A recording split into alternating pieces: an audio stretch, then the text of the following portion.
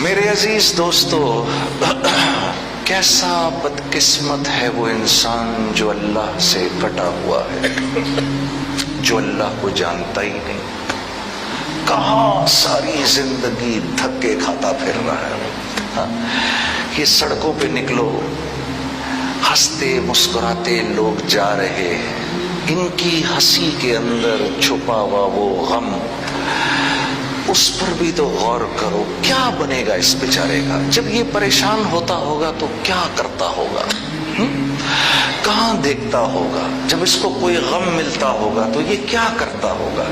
کب تک شراب پی پی کر اس کے نشے کے اندر اپنے خوف اور غم کو دفن کر سکتا ہے؟ کب تک کرے گا؟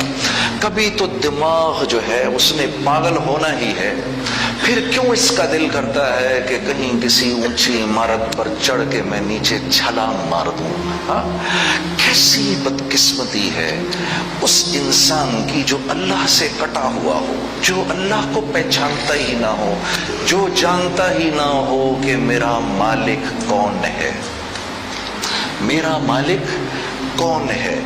انسان کو بنایا کیوں؟ انسان کو بنانے کی وجہ کیا تھی؟ یہ ساری کی ساری کائنات اگر اس میں سے انسان کو نکال دیا جائے تو یہ کائنات تو بے رنگ ہو جائے۔ یہ کائنات تو کون کھائے گا ان پھلوں کو پھر؟ کون کھائے گا ان سبزیوں کو پھر؟ کون اگائے گا پھر یہ کپاس، اور کون اگائے گا اس اناج کو؟ کون یہ عمارتیں بنائے گا؟ بکری کو تو پتہ نہیں اس کا اپنا کیا استعمال ہے، وہ بیچاری تو اپنا استعمال نہیں جانتی، تو وہ مرغی کا کیا استعمال کرے گی؟ اونٹ کو بیچارے کو اپنا استعمال نہیں پتا، تو وہ گھوڑے کا کیا استعمال کرے گا؟ یہ انسان ہی تو ہے، یہ انسان ہی تو ہے۔ اور اس انسان کی شان تو دیکھو جو اللہ بیان کر رہے ہیں۔ اے انسان، تجھ کو پتہ بھی ہے تجھے میں نے کیوں بنایا ہے؟ صرف اور صرف اپنے لیے۔ وَمَا خَلَقْتُ الْجِنَّ وَالْإِنسَ إِلَّا لِيَعْبُدُونَ۔ ارے میں نے تجھے صرف اپنے لیے بنایا ہے۔ یہ ساری کی ساری کائنات، زمین آسمان سورج چاند ستارے، یہ سب تیرے لیے ہے۔ مجھے اللہ نے ان گاڑیوں کے لیے نہیں بنایا۔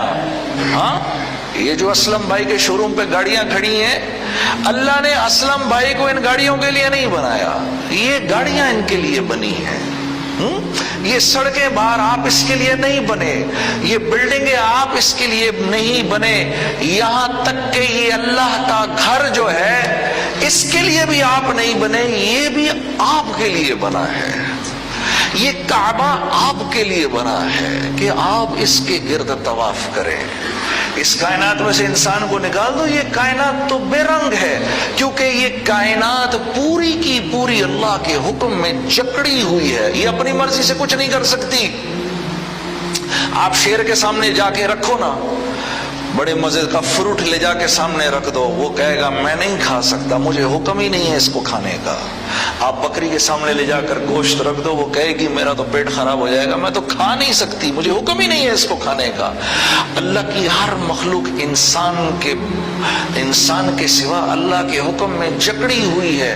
آپ نے نہیں پڑھی وہ قرآن کی آیت، لو انزلنا هذا القرآن على جبل لرأيته خاشعا متصدعا من خشیۃ اللہ۔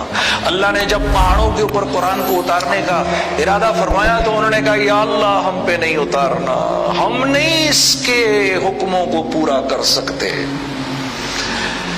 تو یہ انسان ہی ہے بس جو اپنا استعمال بھی جانتا ہے اور چیزوں کا استعمال بھی جانتا ہے۔ حالانکہ دیکھو ایک ٹیمپریچر اس کا بڑھ جائے بیمار پڑ جاتا ہے، کیسا کمزور ہے، 1 ڈگری کم ہو جائے پھر بیمار پڑ جاتا ہے، پیدا ہوتا ہے تو روتا ہوا ہوتا ہے، 5 سال کی عمر تک تو انسان کی اولاد کو اپنا ہوش نہیں آتا، اور 5 سال کے بعد تو یہ ہوش میں آتا ہے۔ بکری کا بچہ ادھر پیدا ہوا، دوسرے تیسرے دن کھڑا ہو گیا خود بخود، اور مرغی کا بچہ انڈے سے نکلا، چلنا پھرنا شروع کر دیا، تھوڑی دیر کے اس نے جا کے اپنے دانے کو چگنا شروع کر دیا۔ مچھلی کا بچہ انڈے سے نکل کے تیرنا شروع کر دیتا ہے. یہ تو کمال ہی ہے نا. اس کو نہ کسی انسٹیٹیوٹ میں گیا تیرنا سیکھنے کے لیے، نہ کسی کالج سے اس نے کوئی پڑھائی کی. ہاں، چوہے کا بچہ جیسی بلی کو دیکھتا ہے بھاگتا ہے ایک دم چھپنے کے لیے. یہ اس کو چوہے کی ماں نے تو نہیں سکھایا. یہ وہ علم دنیا میں زندہ رہنے کا علم لے کر پیدا ہوا ہے کہ میں نے ایسے گزارنا ہے.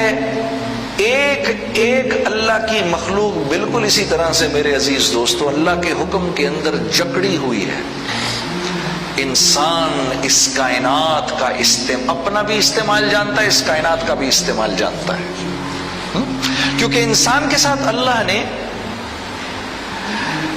جنت اور جہنم کا معاملہ رکھنا ہے.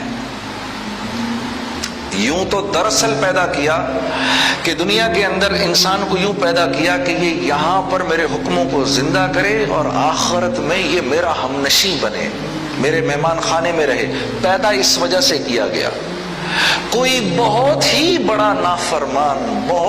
بڑا نافرمان جب تک کہ وہ نافرمانی کی انتہا نہ کر دے اللہ اس کو اپنے جیل خانے میں نہیں ڈالے گا، بلکہ غلطیاں کر کے معافیاں مانگتے رہو، معاف کرتا جائے گا. بس اس کی وحدانیت کا انکار نہ کرو. تو پہاڑوں جتنے گناہ بھی لے کر آؤ گے، حدیث میں آتا ہے کہ ایک آدمی قیامت کے دن اللہ کے سامنے 99 گناہوں کے دفتر لے کر حاضر ہوگا. 99 گناہوں کے دفتر.